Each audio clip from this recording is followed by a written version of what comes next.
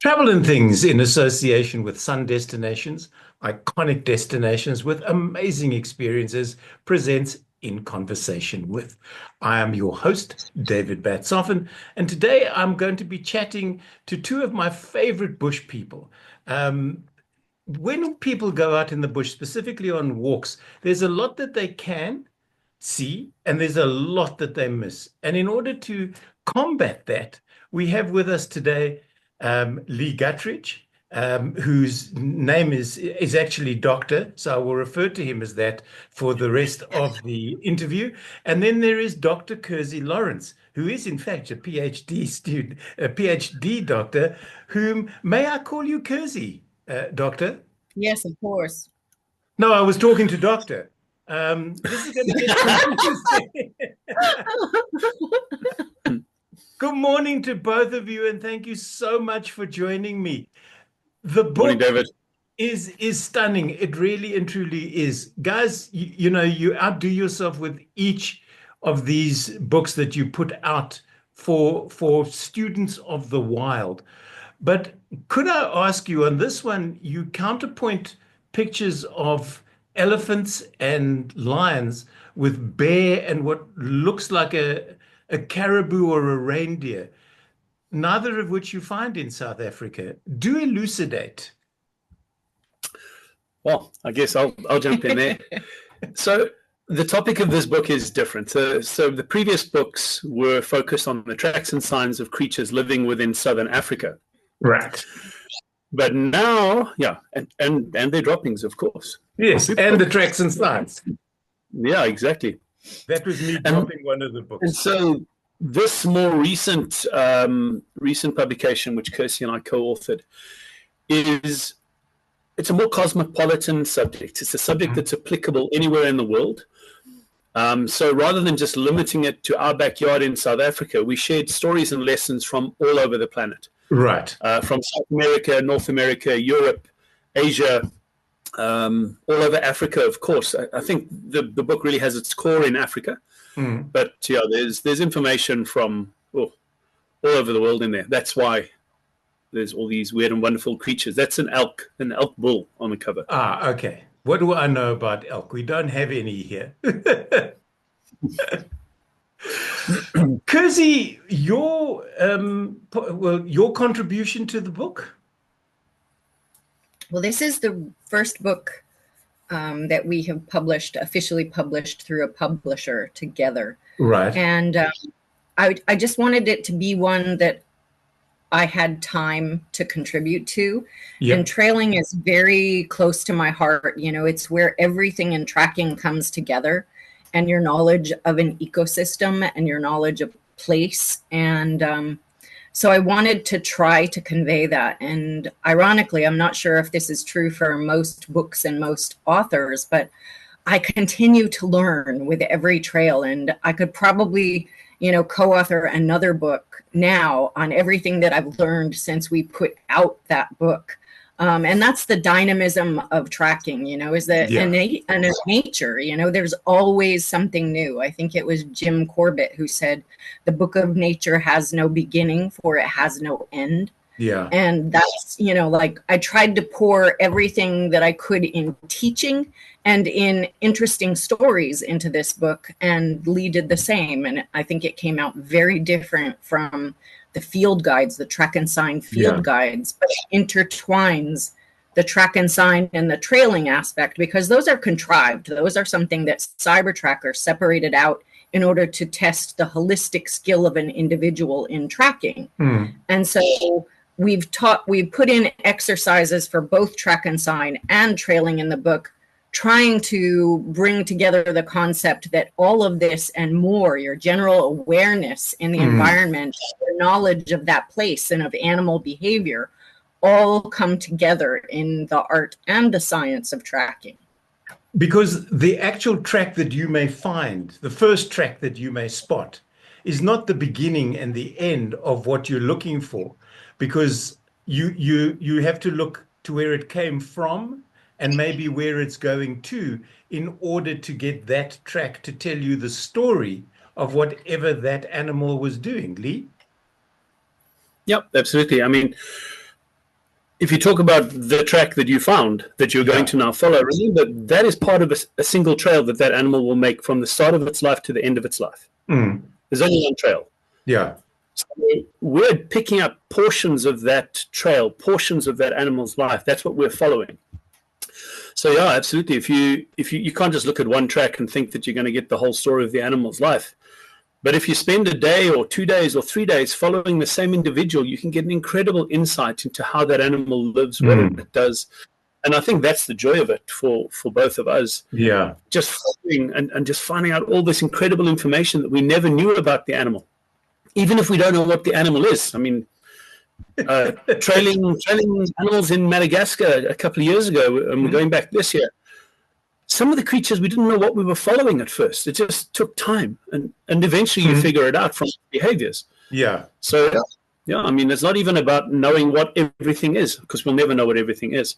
Sometimes it's just about enjoying that trail and the treat of learning a bit about the animal's life. That was going to be my next question is the animal important? Or is it the experience of following it and then maybe figuring out when you come to a certain point in the track or in the trail that you go, oh, that's what it is. And this is what it does. And now I can, tick that box type of thing. Well, that happened to me on our trip now in North America. I spent 2 months looking at holes in the snow and wondering what the footprint was about a foot below the snow. I didn't even know what I was tracking some of the time. So it was really lovely. It was a great experience. And I mean, in that instance, Kersey and the other more experienced North American trackers were teaching me how to identify a species by the width of its foreleg. This little piece of the leg, how wide it is. Yeah. Because you see a footprint. The footprint's buried under 2 feet of snow. So yeah, it was. So what the animal was? Well, what was it? Well, there were multiple of them. Things like elk and mountain lion. If you don't know how long their stride length is, the tracks can look very, very deceptively very, very similar. It's amazing. You wouldn't expect a cat the same size when they're down in the snow. Yeah, it's crazy. Madness. It's a crazy experience. There are people that go on safari. They go to a lodge, or they go to like Kruger. They get in a safari vehicle. They get driven around. They go, that's a lion, that's an elephant. You've seen the big five. Now go home. Then there are trails where you can walk for a few days, and they'll say that is a leopard, that is a lion. But is there I don't know, an opportunity here to take trails and tracking deeper? This question is for either or both of you. And to get people into an immersive space, not just for a few days, maybe for 10 days at a time. And you literally say, we're going to find X and we're going to trail it for the next few days. And I'm going to show you what this creature does. Go for it. Yeah, you just hit the nail on the head. Yeah, we are planning for next year 7-day trails where we pick people up who are watching this, Lee, people who are watching this, I had no idea of this. This was just, I've not even got questions in front of me. This is all we've been planning this for ages. Thank you, Doctor. No, that's how we looked at each other when you said they were like, wow, we've been planning this. We literally just put together the program for this last week. So we're talking about some of the guys out there doing these incredible primitive trails where you track, you carry your food and your house and your everything on your back like a ginormous tortoise. And we want to be able to move more freely across the landscape. So we're going to have a support team backing us up. We're going to start on a trail of an animal. We're going to track it until we find it. Or we lose it. Or we lose the trail and then we'll find another trail. But we're going to keep tracking all day. And in the evenings, we'll have our fly camp set up for us. And then we carry on like this over a period of 7 days and really get an incredible insight into the lives of these animals. And the idea is to try to stay on the same animal for that number of days so that we can get a deeper insight into what that animal does on that landscape. Where does it go to water? How often does it go for water? Where does it go into the thickets, maybe where it feeds, or it hunts, or it sleeps, or like the same individual or the same group of animals, though. So let's come back let's come back to this then, because this is why I wanted to talk to you. We've sort of do what we normally do when Lee and I get together, which is waffle all over the place. But eventually we'll come back to the crux of the matter. Firstly, how long did this take to put together? Because this is not a wake up one morning and go, let's write a book on tracking animals, and 2 days later it's at the publishers, and a week later it's on the shelves. No, absolutely. So, if I may, Sure. this is built on a foundation of 10 or 15 years of working with students in the field. And Right. and I've kept notes over the years. Kersey's kept notes over the years. And we've used those notes as a foundation for this book. The things that people did tremendously well on a trail, things that people just simply missed and why they missed them. We've slowly built up an understanding of what they're missing and why. So that was the foundation. So there's a foundation of a decade or more on this. Right. But then actually jumping into the writing and structuring and putting this all together, and then reaching out to trackers from around the world. We reached out to our colleagues who are cyber tracker evaluators on the trailing aspect. And we got all of them to contribute stories. I think it probably took us a couple of years, 2.5 years. I think it was 3. 3 years. And that was mostly my fault, because Lee has the incredible ability to write text on his phone. You know, like while I'm driving, he will be writing text. Like I've seen him write entire chapters of his previous books while I'm driving. And I have to have like my desk and my little space set out and everything, you know. And so I slowed down the book process.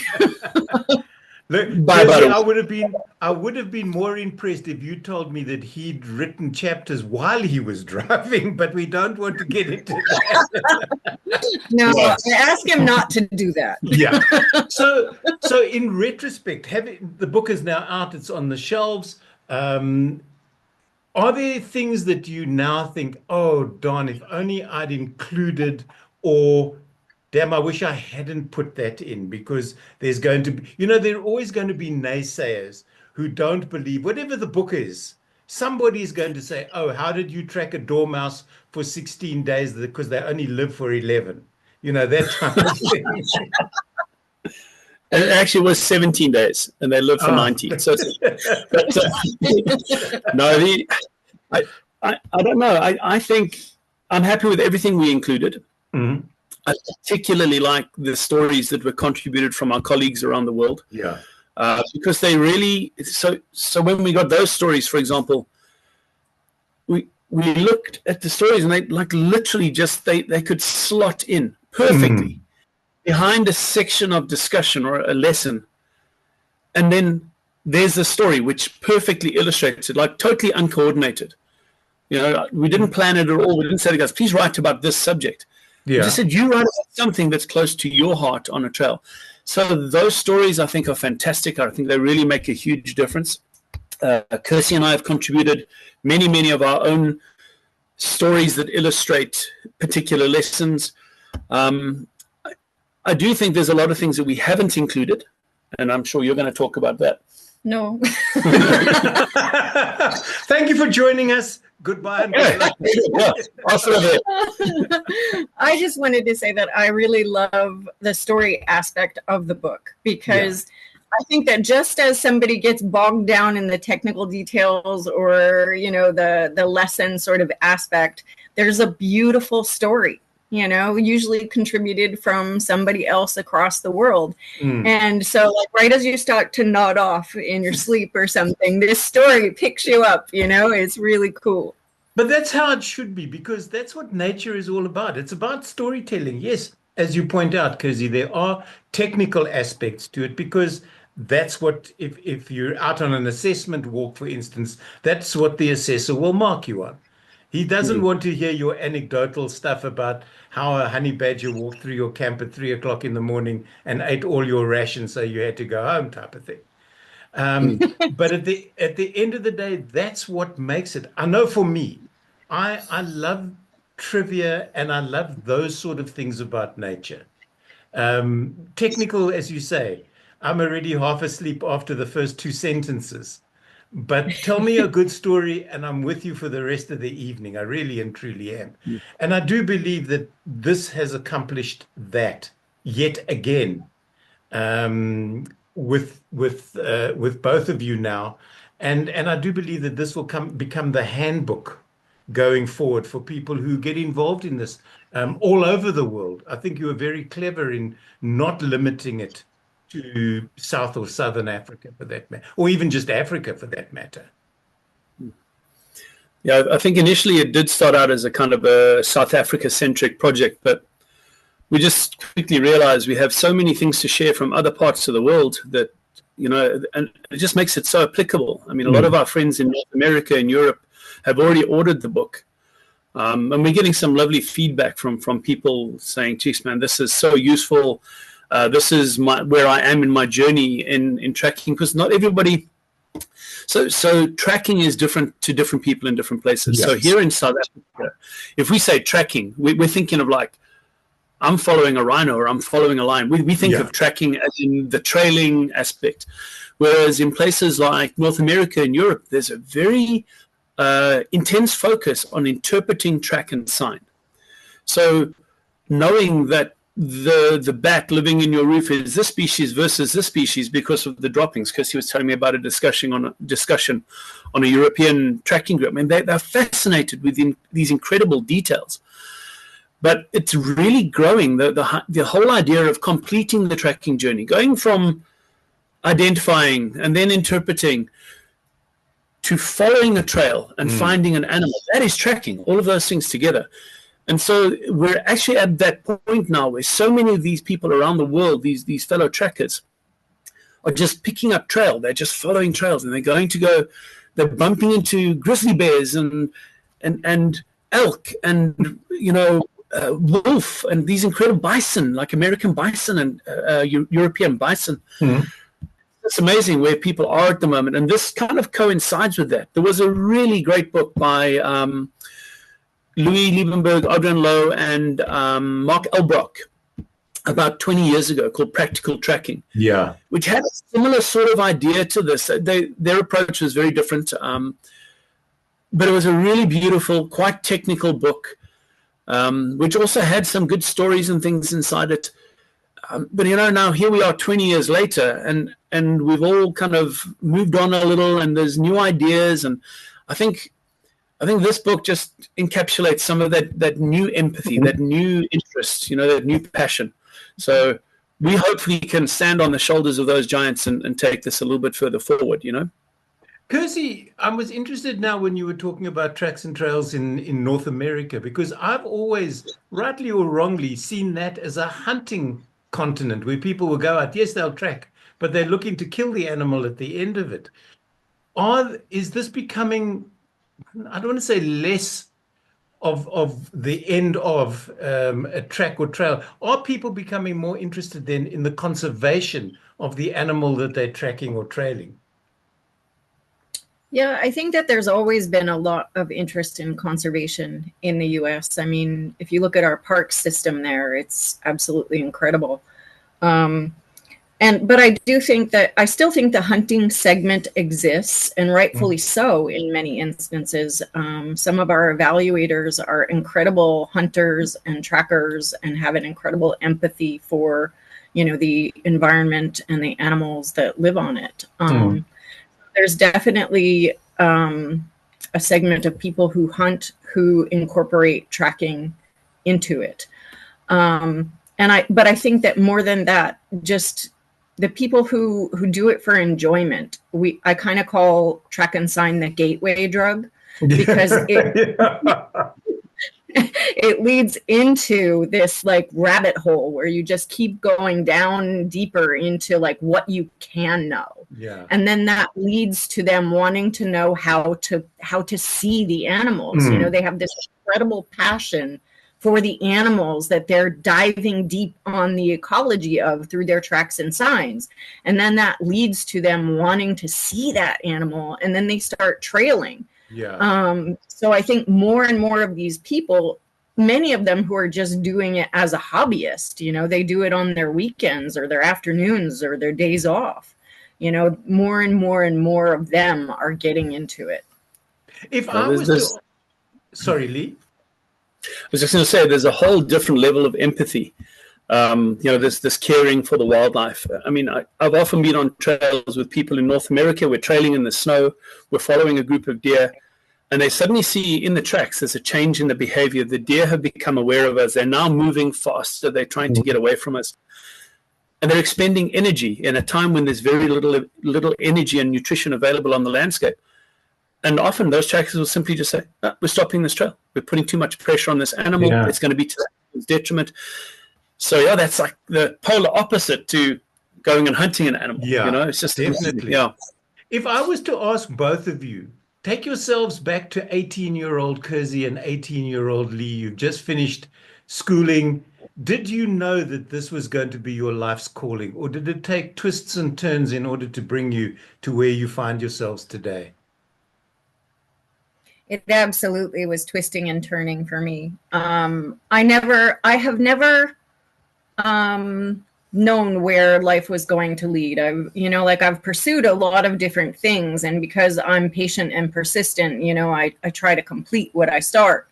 But I just followed what felt right. Mm-hmm. And, my interest was in tracking, and I was interested in that from a very young age, but then got distracted with many other things. And I think that I just really enjoy learning in any way, shape, or form that it comes. And that's why I have the academic credentials as well as the on-the-ground credentials. And I just followed what felt right and what piqued my curiosity, and found ways to do that. I watched your PhD dissertation. Nice. When you gave it. Yeah.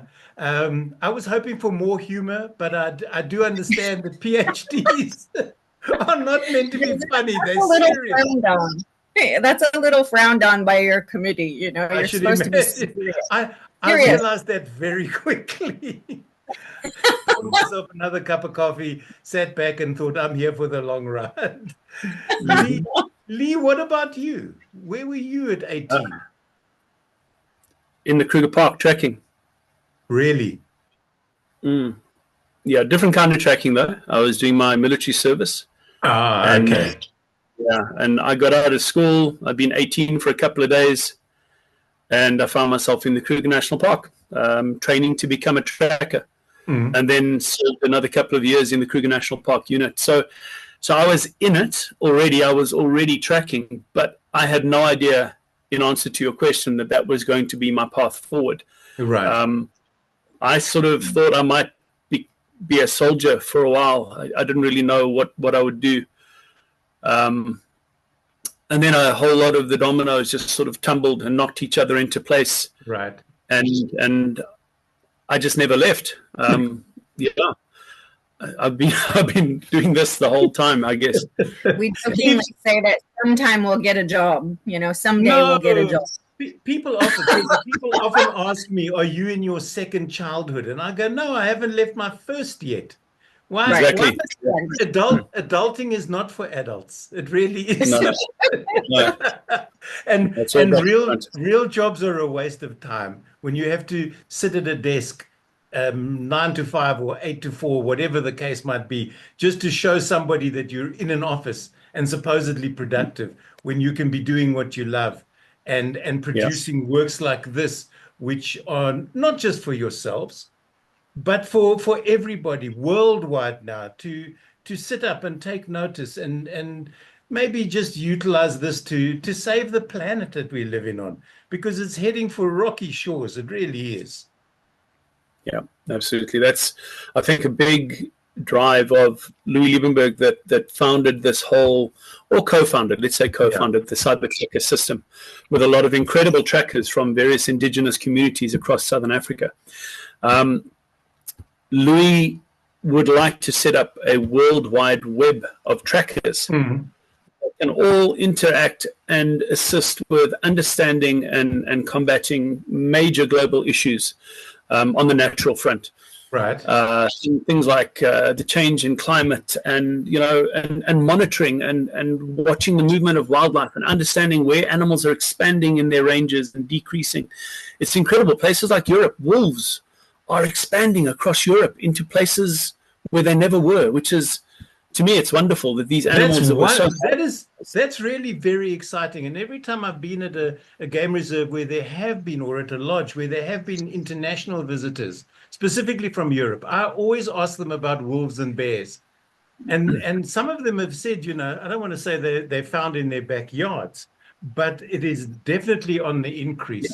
I don't know about bison and wolves in North America, Kersey, because I know those were almost shot to extinction at one stage.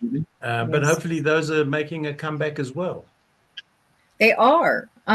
So wolves, it's a long story, so I'll try to be brief. But wolves are going into areas now where they were historically present, but because they're coming in, many of them are coming in naturally. They're just migrating from places where the bastions, the strongholds like Yellowstone and Canada, they're coming back to areas that they were in previously. And that's then wonderful. Bison, there's the prairie restoration ecosystem, which is south of Yellowstone in Wyoming, where they're introducing them in the Black Hills. And, it's incredible. And these animals used to be so wide ranging. And, to see them recovering is actually amazing. Stunning.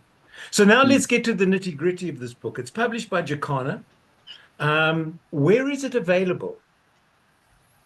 Yes, good question. You can contact Jacana directly. That's one way of doing it, especially our people that are interested in this overseas. Jacana set up sort of a system to get books overseas. But here in South Africa, even in our little town of Hoedspruit, it's available in some of the bookshops. I've seen it in bookshops in Johannesburg, at the Johannesburg airport. Do you then walk up and you go, oh, look, it's another book by Lee Gutteridge and Kersey Lawrence? Who is she? And then you stand there and go, wow, this is really interesting. Maybe I should buy a copy. Well, it does happen sometimes. Like when some of our books come out, we're traveling somewhere and we see it in a bookshop first. So we go buy the first copies we can find before we even receive an author's copy. It was pretty funny because we went into an exclusive books, I think when this book first came out, to buy a copy. And we found out at that point, I think this is Lee's 12th book and my second. And we found out at that time that we get a discount from them because we're authors. And we never knew that. Well, I don't normally say anything. I say, can I have a copy of this book, please? And I just head off, Well, you see, your pictures aren't on the back. Neither of you look like a bison. Although,